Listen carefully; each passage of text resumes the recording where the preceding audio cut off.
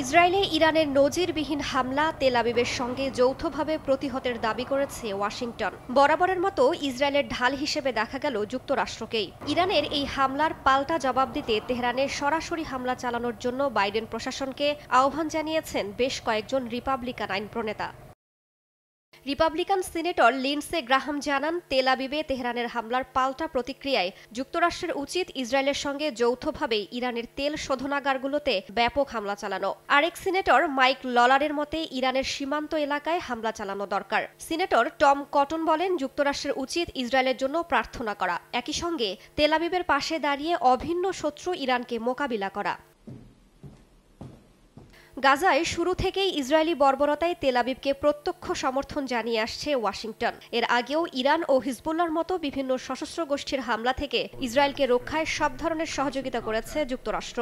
মঙ্গলবার ইসরায়েলে ইরানের হামলার পর তেল আবিবকে সরাসরি সমর্থনের কথা জানান বাইডেন। ইরান ইসরায়েল যুদ্ধ বাঁধলে ওয়াশিংটন তেল আবিবের পাশে থাকবে বলেও জানানো হয়। তবে রিপাবলিকান আইন প্রণেতারা যুদ্ধের আহ্বান জানালেও এখনও নিশ্চুপ ডেমোক্রেটরা।